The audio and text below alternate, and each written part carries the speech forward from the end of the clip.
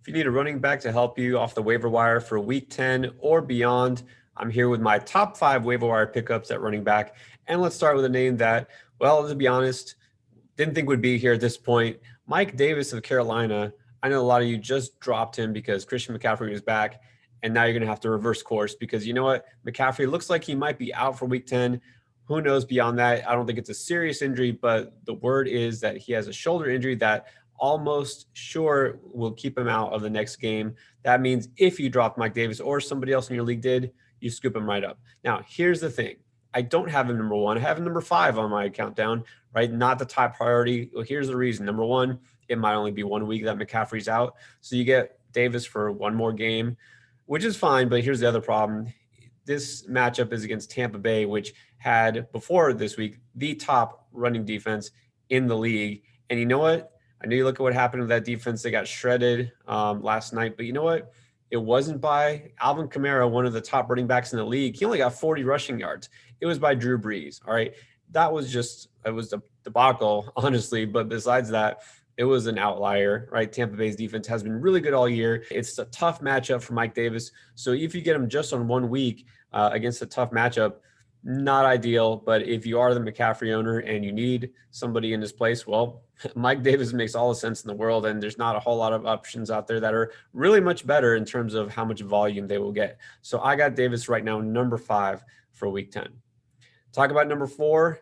I've mentioned a couple times now, still just not really gaining traction on the waiver wire. And that's Wayne Gallman. I understand why he's on the Giants, but he's still out there in 3/4 of all Yahoo leagues for fantasy football. He hasn't put up great numbers, to be honest, but you know what? He has scored a touchdown in 3 straight games. He's their guy. Deion Lewis is not involved. And I think for at least 1 more week, it doesn't look like Devontae Freeman is coming back yet. Probably the smart thing to do is they'll keep him off until next week when they have a bye. And so Gallman will be the lead guy, at least for 1 more game. And going against Philadelphia again, he did score a touchdown against them a couple weeks ago.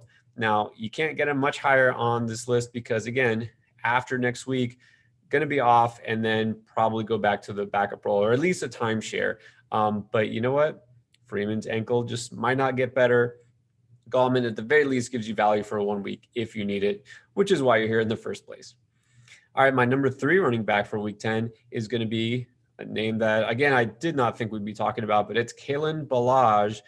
That's right. Kalen Ballage, formerly of the Dolphins and also briefly with the Jets this year. And now he's a Charger. All right. So believe it or not, he made an appearance for the Chargers. And all of a sudden, he looks like he's their best running back. Joshua Kelly, I had such high hopes for, and he actually looked good really early this season, the rookie out of UCLA. He just lost it. I don't know. It seems to be more of a mental thing than a physical thing. And he had that key fumble a couple of weeks ago and he just hasn't recovered. But Kelly, they're giving him chances and he's just not taking advantage of it. Justin Jackson looked like he might be the main guy.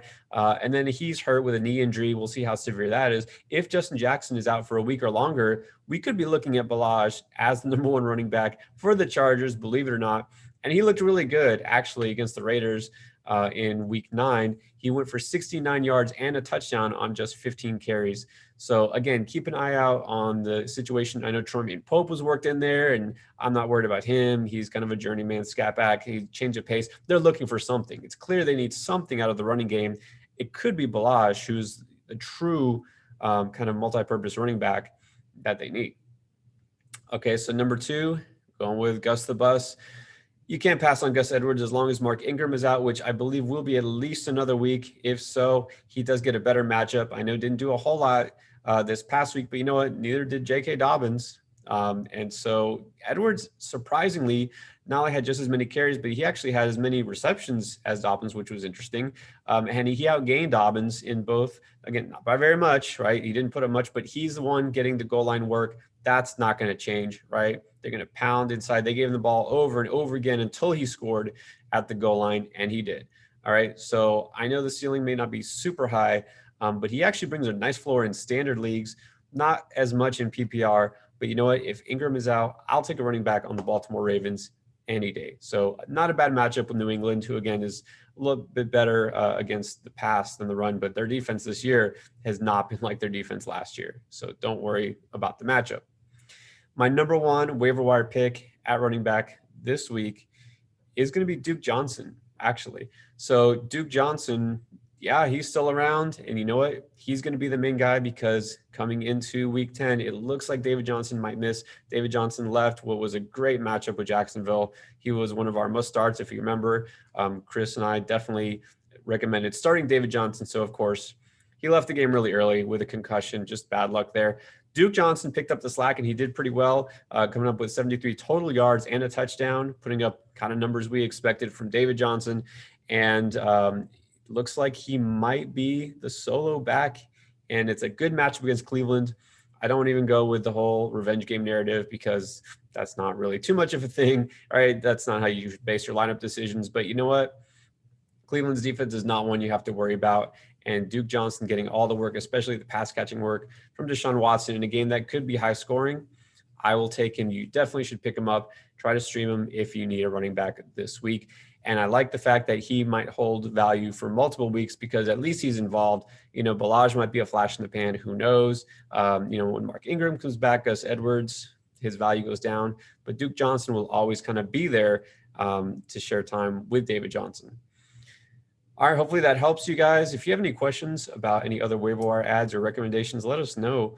Hit us up in the comment section here. Of course, if you like what you see, as always, give us some thumbs up and hit that subscribe button. Don't forget our other videos for wide receiver, quarterback, tight end. Every week, we're here to help you. All right, guys, good luck and thanks for watching.